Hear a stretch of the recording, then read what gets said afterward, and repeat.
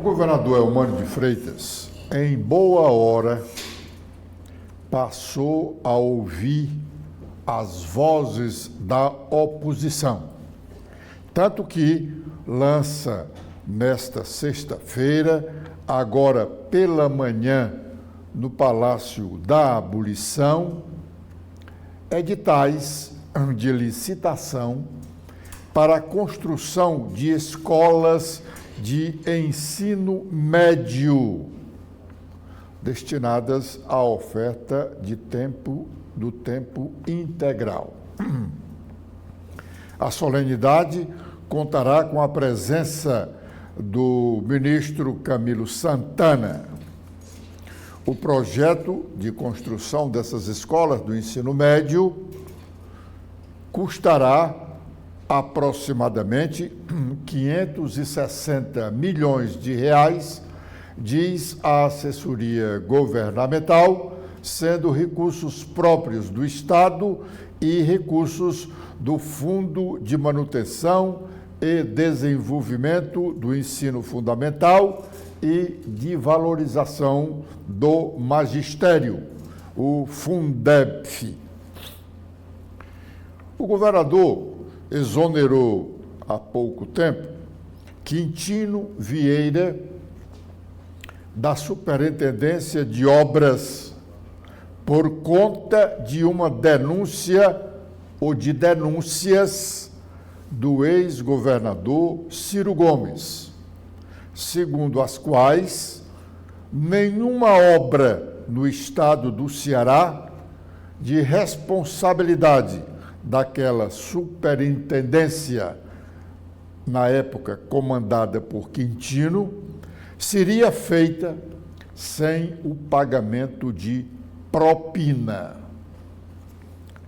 E a exoneração foi mesmo por conta das denúncias, porque dias antes de o governador anunciar o afastamento de Quintino, em solenidade pública, ele, governador Eumânio, elogiou o trabalho do defenestrado Quintino.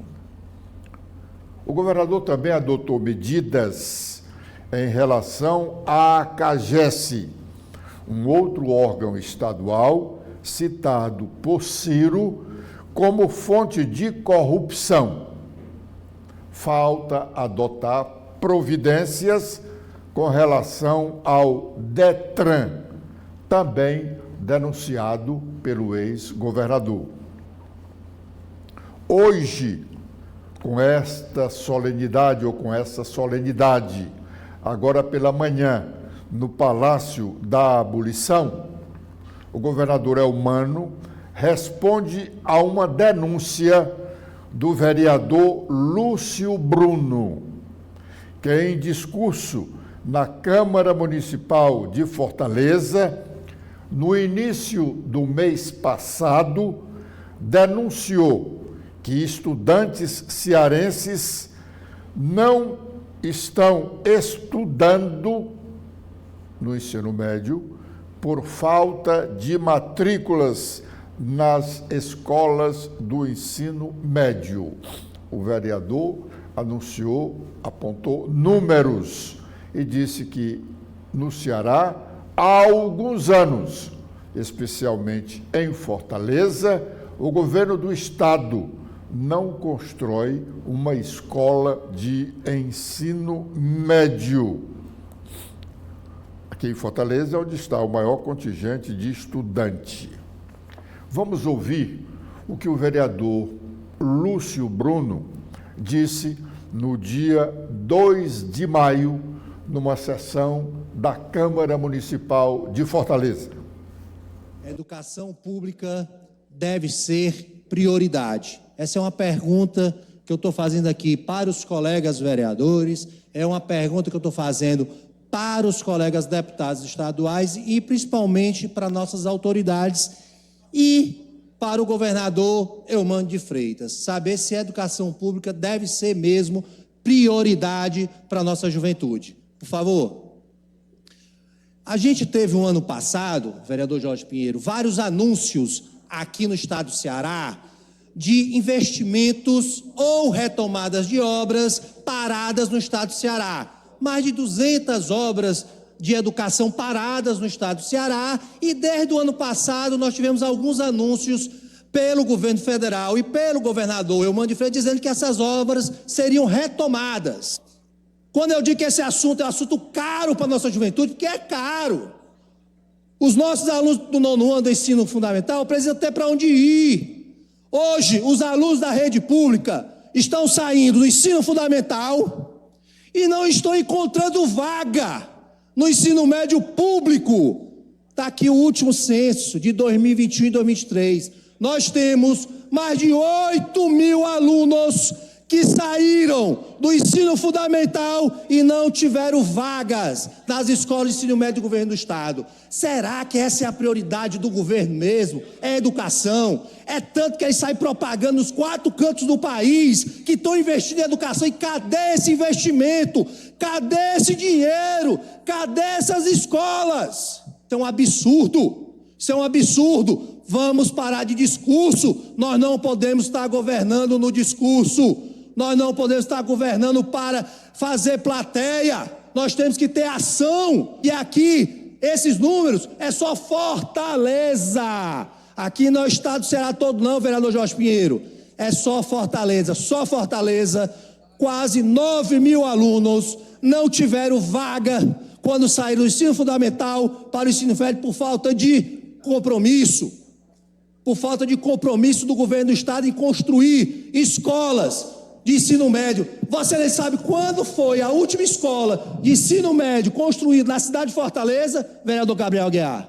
Foi o Cid Gomes, construiu 2 escolas profissionalizantes. Cid Gomes, de lá para cá, 0. Não se construiu mais nenhuma escola de ensino médio da cidade de Fortaleza. Bom, essa denúncia do vereador Lúcio Gomes, Lúcio Gomes é irmão dos ex-governadores Ciro e Cid Gomes. Ele hoje está nas docas, foi o primeiro homem que denunciou o Quintino Vieira no governo. Ele não quis Quintino na Secretaria de Infraestrutura. A Superintendência de Obras era vinculada à Secretaria de Infraestrutura. Quando Lúcio Gomes foi nomeado secretário pelo ex-governador Camilo Santana, ele disse que não queria o Quintino perto dele. Ele conhecia muito bem, mas o Quintino passou todo esse tempo, só agora foi exonerado. Bom, voltando aí ao discurso do vereador Lúcio Bruno. A oposição, via de regra, ajuda mais ao governo que os apoiadores do próprio governador. Qualquer que seja ele, oposicionista, ou qualquer que seja ela, a oposição, municipal, estadual ou federal, pois os apoiadores só se preocupam mesmo em bajular, usar o termo chulo, bajular. É a preocupação dos apoiadores dos governos, repito, municipal, estadual e federal. Os governistas cearenses disputam entre si o primeiro lugar da bajulação. É enfadonho ouvir discursos dos deputados estaduais de Assis Diniz e Romeu Aldigueri, este líder do governo na Assembleia Legislativas. Eles não veem falha no governo e do governador e do governo. Falam até do que não sabem para elogiar o governo, estimulando-o a continuar errando. Os bajuladores não têm preocupação com os interesses da sociedade e do próprio resultado do governo. Que bom se a oposição fosse maior. em número, maior numericamente, e tivesse preocupação em criticar no governo não só pela questão meramente política, mas com o objetivo de advertir o governante para fazer uma administração qualificada. Tomaram o PDT de Tamboril, no interior do Ceará, do deputado estadual cassado Jeová Mota. A cúpula nacional do PDT e a estadual esteve ontem lá em Tamboril para defenestrar o deputado Jeová Mota. Eu digo cassado porque o deputado Jeová Mota está com o seu mandato cassado. Ele apresentou um recurso ao STJ, foi recebido, mas apenas para suspender o prazo da certidão que havia registrado o trânsito em julgado da decisão do juiz federal de Crateús, que decretou a perda de mandato do parlamentar. A decisão de condenação não foi anulada pelo ministro, nem o recurso recebido pelo ministro do STJ abre prazos para análise de novas provas. A questão do trabalho análogo à escravidão e o trabalho infantil no Brasil voltaram a preocupar parte da sociedade brasileira. Ontem, um representante do Tribunal Regional do Trabalho da 15ª Região, desembargador José Otávio de Souza, ocupou o tempo da homilia da missa das 18 horas do Santuário Nacional de Aparecida, que transmitimos diariamente. Nós transmitimos 2 missas do Santuário Nacional de Aparecida.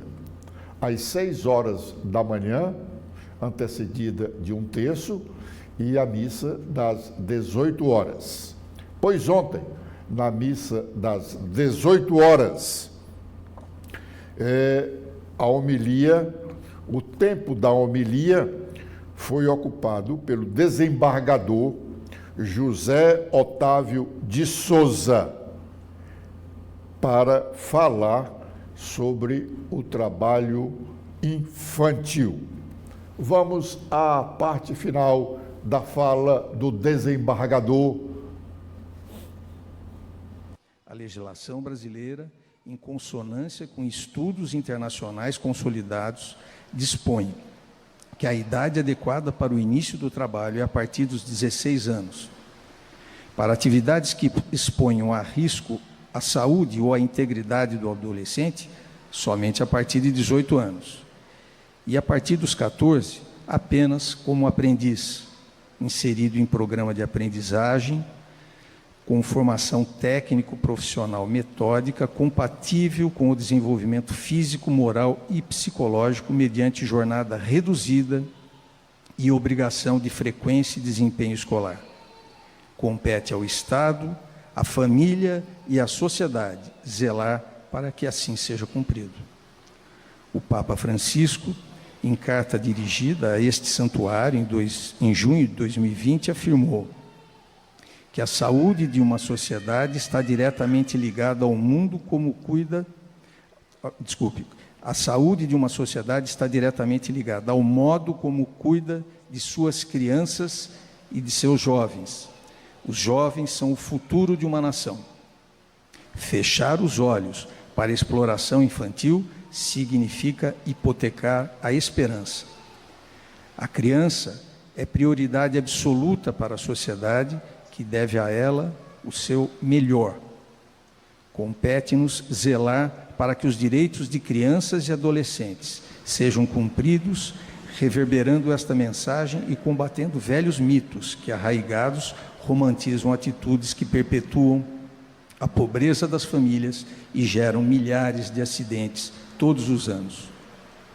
Das empresas, espera-se que cumpram as cotas de aprendizagem e que não se limitem a fazê-lo pelo mínimo legal, oferecendo oportunidades a mais adolescentes, em especial aos mais vulneráveis. Uma atitude de ganha-ganha que não apenas favoreça o ingresso adequado ao mundo do trabalho, como desperte talentos. Das famílias, espera-se que, apesar das adversidades, que elas reservem a cada membro o seu papel, evitando que a criança ou o adolescente se torne precocemente seu provedor. A infância saudável e a educação de qualidade geram oportunidades para a vida adulta e transformam realidades familiares. Por isso, precisamos transformar os nossos compromissos em ação. Vamos acabar com o trabalho infantil. Ninguém vê, mas ele existe. O Santuário Nacional de Aparecida, o Tribunal Regional do Trabalho da 15ª Região, o Ministério Público do Trabalho e o Fórum Nacional de Prevenção e Erradicação do Trabalho Infantil vêm a público conclamar os agentes do Estado, membros da sociedade e famílias brasileiras, para que juntos efetivem os princípios resguardados no artigo 227 da Constituição da República de 1988. Não há desenvolvimento sustentável sem proteção à infância e à adolescência. Vamos acabar com o trabalho infantil. Ninguém vê, mas ele existe. Bom, esse mesmo assunto, o trabalho infantil, foi motivo de pronunciamento na Câmara Municipal de Fortaleza, na manhã de ontem, pela vereadora Adriana Jerônimo. Vamos ouvi-la. Foi o Dia Mundial de Combate ao Trabalho Infantil, que é uma data dedicada ao debate e à denúncia dessa violação dos direitos das crianças e adolescentes, que devem ser prioridade na proteção para uma infância segura, com saúde, educação e livre de exploração. Segundo o IBGE, em 2022, 1.900.000 crianças e adolescentes entre 5 e 17 anos estavam em situação de trabalho infantil no Brasil, ou seja, quase 5% das nossas crianças e adolescentes. No Ceará, em 2023, 144.000 crianças e adolescentes estavam nessa situação. Esses dados demonstram o desafio que temos a enfrentar, principalmente nas políticas públicas, que precisam estar articuladas para a prevenção e erradicação do trabalho infantil. Infelizmente, é muito comum a gente andar aqui em Fortaleza e encontrar crianças, em idade escolar, que infelizmente estão tendo aí as suas infâncias roubadas pelo nível de empobrecimento que nós temos na nossa cidade e no Brasil como um todo. É muito cruel crianças não conseguirem, frequentar uma escola ou frequentar de maneira assim, sem uma qualidade adequada, ou porque estão com fome, ou porque a família toda está desempregada e aquela criança desde cedo vai para a rua, para trabalhar, para auxiliar a sua família. Infelizmente, essa não é a infância que a gente quer ver. A gente quer ver crianças brincando, crianças livres, de todo e qualquer tipo de violência, inclusive esse do trabalho. Crianças não nasceram para trabalhar, e sim para ter direito a um leque de políticas públicas. E aí, para combater o trabalho infantil, nós temos aliados estratégicos, a educação e a assistência social, com ações estratégicas do Programa de Erradicação do Trabalho Infantil. Mas essas políticas devem estar qualificadas com ações permanentes, articulando segundo as necessidades, especificidades e diversidade de cada território, ações de mobilização da população em defesa das crianças e adolescentes. Para concluir, presidenta, nós precisamos qualificar programas como Jovem Aprendiz e Primeiro Passo, mas é importante fortalecer também a fiscalização das regiões, negócios e setores onde o trabalho infantil é mais recorrente. Ano passado, os dados indicaram que no Ceará, as ocupações mais comuns estão servente de obras, frentistas, mecânicos, office boys, trabalhadores rurais e oleiros, que são aqueles que produzem objetos em cerâmica. Então, crianças e adolescentes em situação de trabalho infantil correm risco de danos físicos, mentais e sociais. O trabalho infantil compromete toda a educação da criança, restringindo seus direitos e limitando suas oportunidades futuras, e leva a círculos viciosos intergeracionais de pobreza e de trabalho infantil. Então, inclusive, é muito comum quando a gente está na praia, muitas crianças vendendo bombom, comercializando alguns objetos. Então, a gente precisa de mais fiscalização e, sobretudo, de um trabalho mais incisivo para garantir vida para essas famílias que têm crianças de maneira ilegal, trabalhando. Bom, o presidente do Senado, Rodrigo Pacheco, tem uma reunião com governadores de todos os estados brasileiros na segunda-feira para tratar da dívida dos estados com a União. O Ceará não está na relação de grandes devedores da União. O estado do Ceará tinha uma situação fiscal excelente até metade do governo Camilo Santana. Hoje, a situação do Estado, a situação fiscal do Estado é periclitante. Mas alguns estados, principalmente os grandes estados nacionais, São Paulo, Minas, Rio Grande do Sul, têm dívidas muito elevadas com a União. O que são essas dívidas? Geralmente, são dívidas que os estados contraíram de empréstimos externos. Por exemplo, o estado do Ceará tem autorização para contratar um empréstimo com o Banco Mundial de alguns milhões de dólares. A União é a avalista desse empréstimo. Se o estado do Ceará não pagar em dia, a União paga o empréstimo e o Estado passa a dever à União. Não é o caso do Ceará, diga-se de passagem. Mas São Paulo, Minas e Rio Grande do Sul têm dívidas elevadíssimas. E dizem que o interesse maior, porque o interesse deve ser de todos os senadores. Os senadores representam os estados. Por isso que cada estado tem 3 senadores. São Paulo, que é uma potência, tem 3 senadores, igual ao Piauí, que é bem menor. Também tem 3 senadores. Por que essa representação igualitária?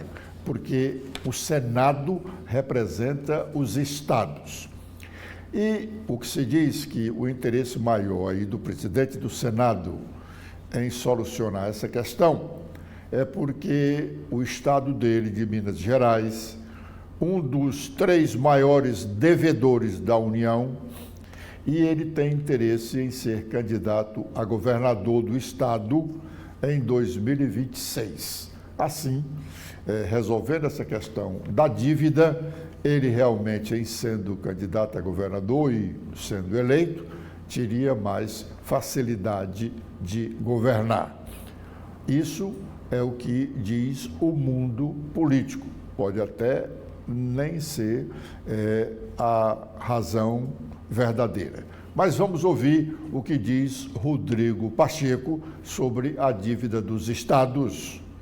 Eu considero que chegou o momento de nós decidirmos isso. Política é arte de escolher e nós precisamos escolher o formato dessa solução da dívida dos estados com a União. Então eu espero que possa haver um amadurecimento do texto já na próxima semana.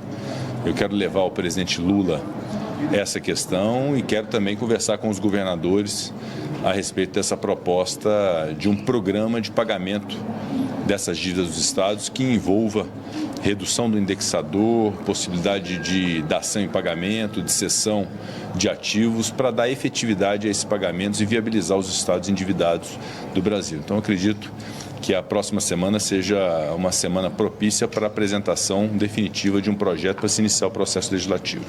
Até então, nós aguardamos o posicionamento do Ministério da Fazenda e compreendemos até que, tanto para o governo federal quanto para o Congresso Nacional, os últimos acontecimentos, sobretudo no Rio Grande do Sul, nos tomaram realmente a preocupação precípua, né, e prioritária dessas medidas para o Rio Grande do Sul e essa questão da desoneração também, das fontes de compensação, mas agora é o momento, né? No caso de Minas Gerais, há inclusive uma decisão judicial que impõe essa solução, a solução desse tema num prazo de 60 dias, então chegou de fato o momento agora de nós materializarmos, eu espero fazê-lo com a concordância e o consenso com o governo federal.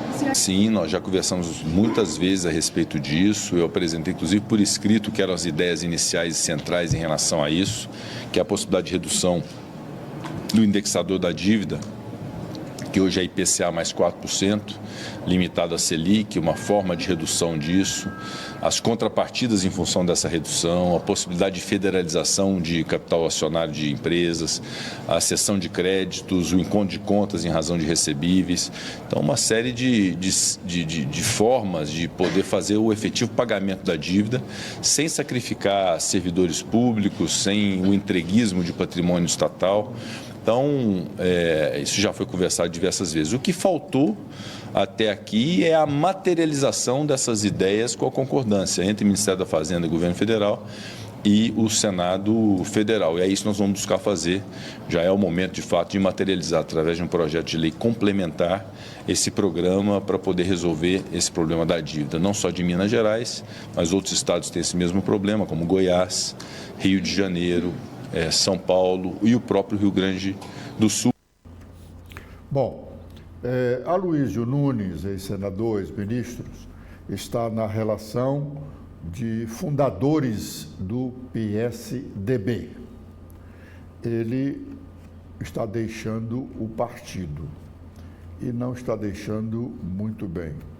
O anúncio da saída dele foi num momento considerado impróprio, deselegante, porque foi o momento em que o partido programou o anúncio do nome do jornalista, o Datena, como candidato a prefeito de São Paulo. Aliás, o Datena já foi anunciado como candidato a prefeito, a vice, a senador e nunca foi candidato a nenhum cargo eletivo. Pode ser que agora seja. Pois bem, no dia do anúncio, que foi ontem, o Aloysio Nunes anunciou a sua saída do partido e saiu falando mal do partido, o que não é bom.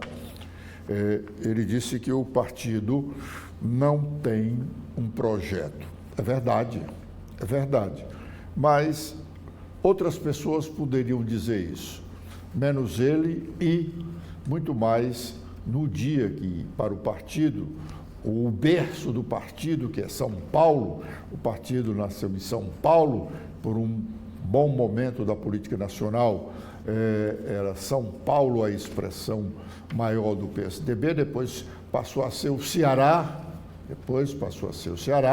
que tinha uma boa bancada federal do partido, isso na época em que Tasso Gereissati foi governador do estado do Ceará, depois de ser eleito pelo, na época, PMDB. O fato é que a situação do PSDB nacional, nós já falamos disso aqui há algum tempo, é muito difícil. O partido parece que não tem perspectiva, não de ser o que foi, mas de pelo menos de crescer um pouco mais e formar no rol das grandes agremiações brasileiras. Com esta observação, nós estamos encerrando a nossa participação no primeiro bloco de notícias desta manhã, convidando-os a continuarem conosco aqui na TV da Transparência, porque já já teremos novas informações. Obrigado.